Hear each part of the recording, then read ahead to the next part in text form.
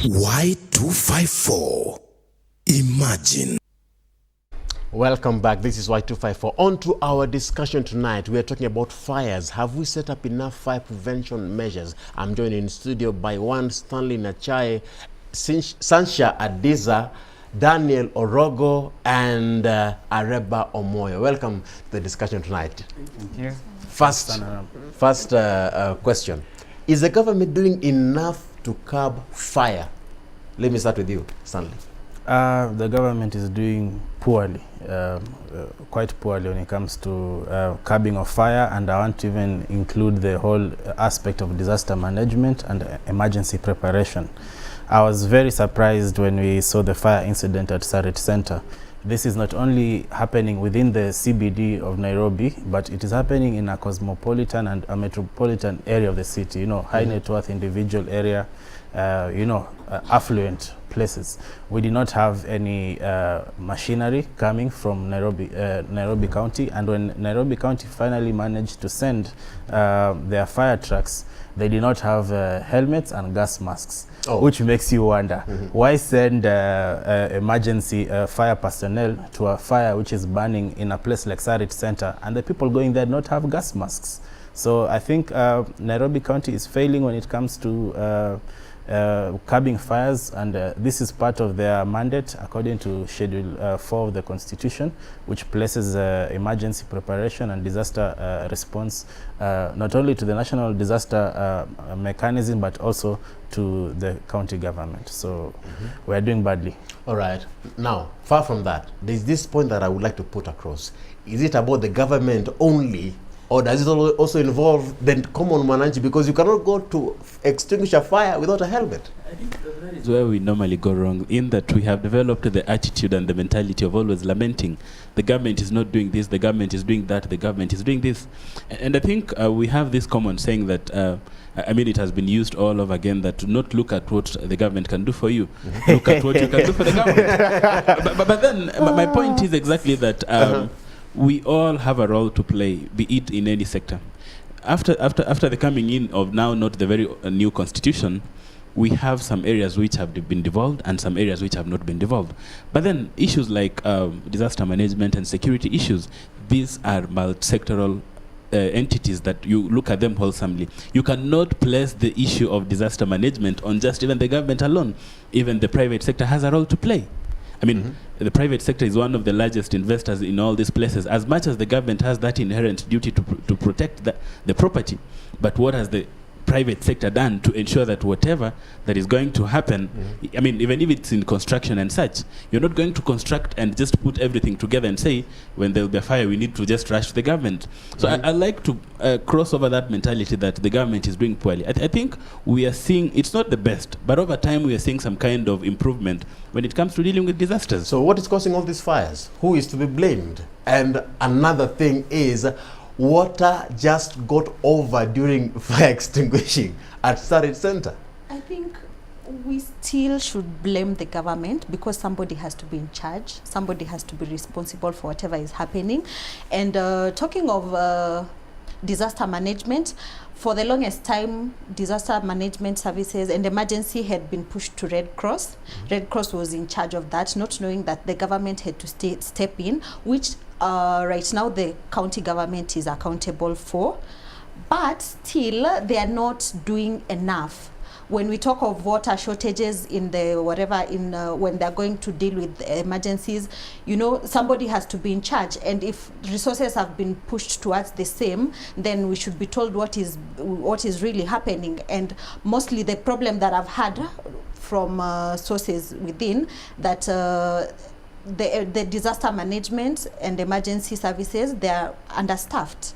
They're understaffed, that is one. The facilities are not really enough for such, like when we talk of Sarit Center and guys go without helmets and there is water shortage, they have to running to get more water for the same.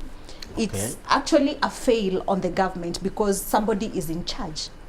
And we cannot say the kawaida mwananchi. If kawaida mwananchi run up and down with buckets of water to pour on the whatever, then what else are we expecting from the government? Talking about understaffing. I think we are coming from a background where in 2010 the UN Habitat issued a report about the fire and disaster management, holistically fire disaster management in the whole world. Kenya was vilified for not doing well when it comes to issues of disaster management, and UN Habitat gave an elaborate report what the Kenyan government should do. Secondly, it's quite absurd, even as my friend has put it, that in affluent centers like Sarit Center, where we really consider like we're having a stable economic running, we can't actually find a quicker way to intervene in the process of fire and other disasters. So I would really like to mention that while citizens are required, they're obligated actually to try to assist when it comes to fire. But the sole duty of disaster management is bequeathed in the shoulders of the government, and that is indicated in Schedule 4. Our fourth schedule To the Constitution. Part 2, and it's very elaborated given the responsibilities of county government. Much revenue and much allocation is given to the county, to the national government. Now, let me give you something. In Kenya, there are different laws governing how fire should be handled. One of the things is the various laws that contain the government. We have the Occupational Safety and Health Act. OSHA. And the legal notice that is at 59/207, the year 2007. If we are talking about laws put in measure to curb fires, aren't the laws there? How then do we blame the government yet the laws are there? I think as I put it clearly is that these are some issues that need some kind of cooperation. We cannot just basically and say that while I'm in my house, I see a fire and I just keep quiet and say, let the government come in. If you look at the timelines in terms of disaster response in Nairobi, if you compare the time of response in 2013 and the time of response right now, they are not the same. I think the time has reduced. Why has it reduced? It has reduced to the better. Let me just put it in that we are now investing a lot in terms of buying more machines and trying to train more personnel. I'll give you an example of Kisii County before you just jump in. They're shaking their heads. Kisii County sent Kisii County and some state in the US having some kind of cooperation in terms of disaster preparedness. In that they sent their personnel there for training, and also the personnel from the US came and trained the people in Kisii County. So as much as we are trying to say that it's not happening, we can see that county governments are making baby steps towards realizing that. And even the national disaster management itself, we're seeing that as much as it's not at where it is at the moment, there is a lot which is being put in place in terms of response to disasters. I'll give you an example of the lady who was rescued by the pilot who was flying Eugene Wamalo yesterday. I think that is really a good act. It was a miracle. We thank God. It was a miracle. It was not a coincidence because once the lady was airlifted by the helicopter, there was an ambulance waiting. So as much as we are not there, you all agree with me that we are really moving there. But do we? Ram, I want to point out something very categorically. We're not supposed to be grateful for the few times that the government does its job. We pay taxes for it. So if you're expecting a handshake or if you're expecting applause, you're not going to get it. We demand service and delivery from the government every single time, every single day. When you talk about fire and you talk about disaster management, these are issues that go to the not only to the welfare of the citizen, but to his very life. The one day that we do this, the government goes wrong, is the one day that somebody is going to die in a slum. What happened in Kijiji settlement in Langata? It's embarrassing. As in, we had the trucks going all the way there and they don't have water. Where is the water not coming from? Hold on. I'm from the Kijiji village. Why? I happen to live near Let me Kijiji finish. Because the trucks came, but there were no roads to go there. Let me tell you, Yes. I happen to live near Kijiji, and I happen to be one of the few people who actually saw what was transpiring.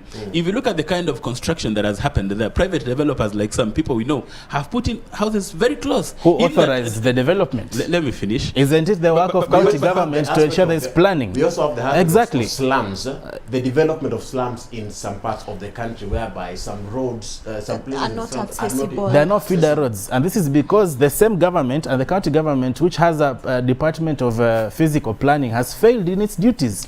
Ram, let me. I grew up in Kibera, and until some years, And you see, wherever we are having these disasters, always the government points a finger, but you see, you guys, you're staying along the road that we cannot access to. But then when it comes to revenue collection and taxes, the government tax those who are living along those roads. And if you look closely, some of our leaders are landlords there. It's a double speak. It's a double speak that it is not a proactive measure. This government, it's so reactive in its nature that when there is a disaster, that is when we try to curb laws that affects Mwananchi. And we are not learning. Ever since 2009, Nakumatt downtown, people are not learning what's happening. We have a Kimathi Street. These are areas that they are not only even in the slums, they are within the CBD. We have the aspect of Sarit Center. Sarit Center within the CBD. What do you say about that? The government asks people to have access to the roads and where they're going. Fire safety starts with you. Fire safety standards that is applicable, that is of standard. We are actually going to have a government that is proactive instead of being reactive. What happens? Let me check the discussion a little bit. We are so much talking about how the government. What about the parastatals, the businesses, those occupants of these buildings? Exactly. Why can't they also input safety measures that curb fires? There is one thing we are not getting. As much as, yes, we agree that the government should do its job, but also the population, I think it's outpacing the development. No, the disaster, the emergency services we have. Because like we look at there is a time we had fire incidences at KU. There was one, was it at Kariobangi? We had 3 fire incidences at Ago, but there is one place that they didn't really get the services. Why? Because all of the fire, any emergency whatever services had gone to KU and the other station. Now, what exactly did the government do, or is the government doing to get rid of such incidences? Let me come to you guys. I think I'll go back to you with the issue of Kibera. If you take a walk through Kibera, you realize that people even sell items on the railway. When they hear the train coming, that is when you push your wares, you move across, the train passes, then you get back to, and then if the train happens, God forbid, to go through you, then you still be like, the government should not have allowed this. Let me finish. Let me finish. Allow me to finish. And then I have a right to reply. He doesn't allow people to finish. Let me finish. So I think 3 things need to happen.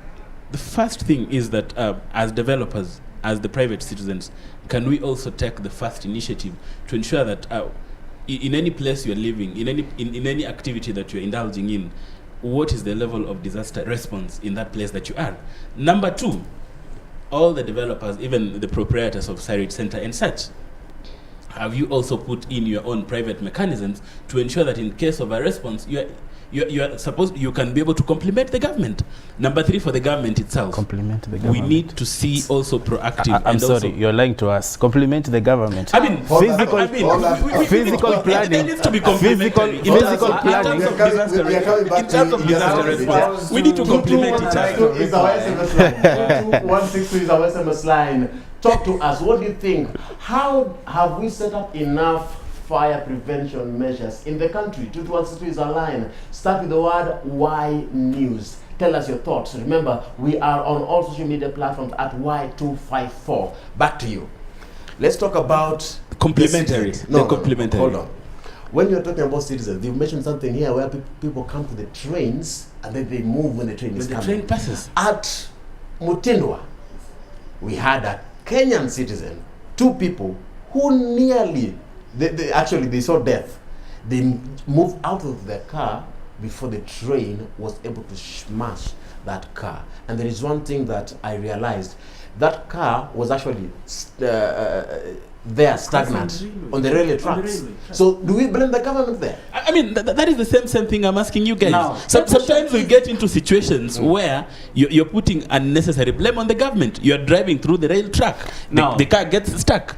The train crashes. I will still. What is disaster? disaster? What exactly? I we will- should now go yeah. back to what is disaster. I will still stay clear what I said. That as much as the government is creeping always to go and collect revenue from these citizens, and when the time for disaster comes, that is when we are asked, you are to move along the railway line. You know, you are to move out. There is an elaborate plan for the relocation of the railway plan. But then again, you asked, I go back to what my friend says. Who gives the allotment letter to the resettlements of the guys who are resettling there? Physical planning is the responsibility of the government. Repeat after me. Physical planning is the responsibility of the government. No matter how many times you go around in circles, oh, security starts with you, oh, fire starts with you, physical planning is the responsibility of the county government. If people are living in Kibera right next to the tracks, physical planning is a responsibility of the government. If business persons do not have fire measures in their places of business, it is because the inspectorate has not done their job. The planning department that is supposed to go around and check and ensure that this business is following those rules has not done its job. So again, we will go back to my point. And that is why I said, all these issues, they're supposed to be complementary to each other. The county government is there. The national government is there. As the private developer, the citizens, you're also supposed to play a role. I don't know, when you go to live in a building, whether you check whether the building has fire extinguishers. I don't think you really check. How many fire engines do we have in the public sector, like in Nairobi? I mean, Nairobi, I can't give you the number, but Nairobi City County, recently you saw the launching of new fire trucks. The new fire trucks. Which did nothing in Sarit.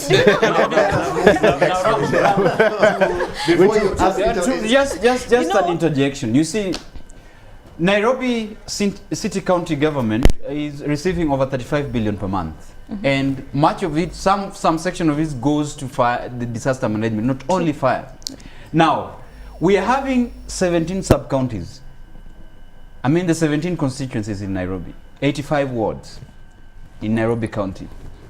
Any serious county government would actually decide, if you cannot afford mini trucks for the 85, do 17 for the 17 sub-counties. So that, why do we have always a small fires that just begin, for example, in Kibera or anywhere, before it gets to that mega fire, there is a mini truck that can extinguish that fire even before the full engine arrives. So it basically narrows down the line. Yeah. Where is the money allocated for disaster management each and every financial year in the county?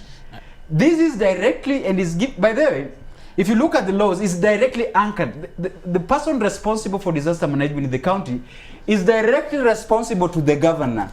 He doesn't need to go to I don't hold brief for Governor Sonko, but I'm sure that is one of his aspirations, that by in the next 3 years, each sub-county needs to have a fire truck of its own. After we finish planting flowers. Moving on, we have the aspect of people who have been affected by these fires, businesses, housing. What should be done to help them? Is it the government, or should they sort themselves out? How do we do it? In your own technical view, as you also wonder. Disaster management and emergency services. This is an emergency. This is not something that they planned it would happen. So what exactly is the government doing to help them after the fire? Because we cannot leave them there, and that is the end of it. What are you people doing to help them after the I think today I've been put in an awkward situation of the government spokesman, which I'm not. But then my view is that the issue of how to deal with the affected people after the disasters, in that to put them in the position they were, or rather in a much better position than after the disaster. I'll start with the Kijiji incident.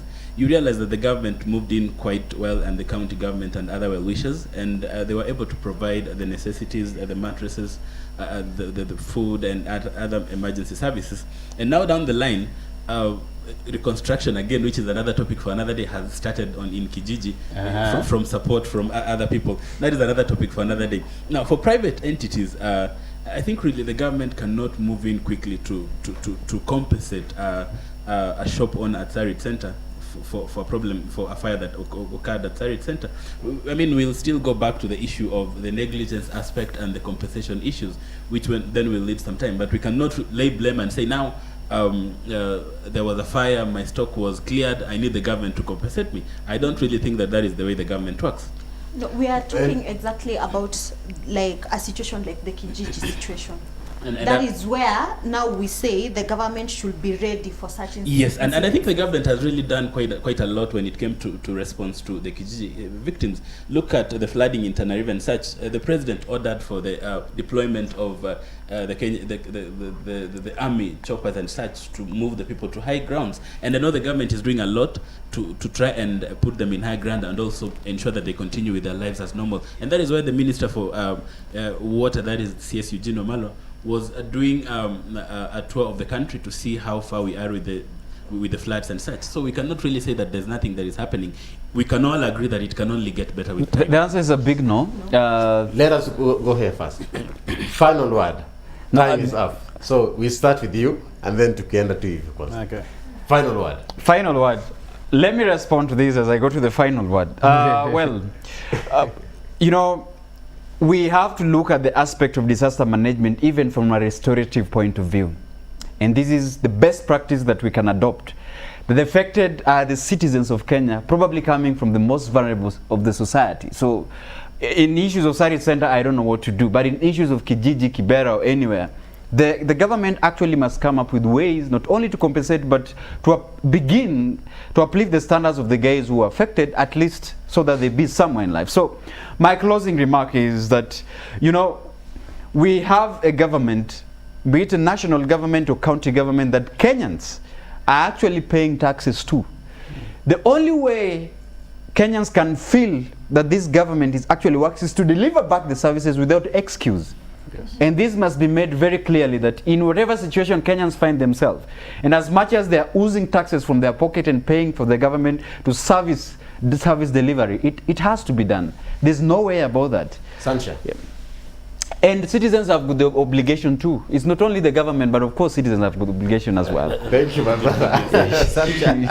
Final word. On the point of Areba stating that some of the places within are too squeezed, and mostly when there is trouble reaching or accessing the houses or the places where fire has whatever is a bit hectic. The government knows that, of course, the population is growing, and Nairobi capacity is really growing very fast. So that is not an excuse. And as much as, yes, the occupational safety and health is really on teaching people on fire and incident management, we cannot say that the people will do enough to curb that. It still goes back to the government to do its job and help whatever in the emergency and disaster management services. Yeah. Areba. One of the most unpopular institutions in any country is the government. Too much is expected from it, but less is given. When we'll realize that some issues like disaster management affect our person as the personal person, and in any issue we need to complement it, then we'll all come together and try to solve these issues. We cannot really expect the government to be in your house when the gas is exploding. We cannot expect the government to parade its officers every here and there. As much as we all agree that enough is not being done, but we can agree that where we were 5 years ago, it's not where we are. The future can only be better. Stand. In closing, I'd like to reiterate what I've said the last few minutes, that physical planning and enforcement of physical planning is a responsibility of the government. It is not a favor that the government is doing to us. We expect performance 100% every time. Every time the government fails on this issue, someone will die in Kijiji, someone will die in Kariobangi, someone will die in Sarit Center, etc., etc. But however, I want to introduce another aspect, and this goes to infrastructure. The roads we build, the bridges we build, the kind of infrastructure we build. If the government continues to pour money into projects that are then done by shoddy contractors and bridges keep on collapsing, that is a disaster management that is waiting to happen. We need to reconsider our culture as a people. Why is it that roads have to be recarpeted after every 2 years? so that somebody can make money to come back. You know, it is recurrent expenditure. That's It is also another it is it is disaster management. Let us build things correct the first time. Let us approve buildings correct the first time. Let us not be in this culture of, you know, just small fixes and then giving excuses when things go wrong later. Wow. Thank you for coming to Y254. It was a very hot debate. I'm sure time bado haijatutosha. We still had a lot. But this is Y254 News. We would like to wind up the news today. The SMS line is still on. 22162 is the number. 22162. Start with the word Y News. Let us hear your comments about this. Have we set up enough fire prevention measures in the country? I would like to wind up the show, wind up the news, and remember, hey, remember disaster management. What has the government done? Y Mashariki is coming up next, and in the studio is DJ Tieska. I don't know if you have the microphone with you. All right. You can keep it loud right here on Y254. DJ Tieska is coming to entertain you on Y Mashariki with the one and the only presenter, Ali. Let me tell you something, it's going to be lit here on Y254. As for me, I would like to wind up. My name is Ramaguko. Follow us on Facebook, Twitter at Y254 and at Ramaguko. The hashtag Y254 updates. Keep it locked. Have a good night.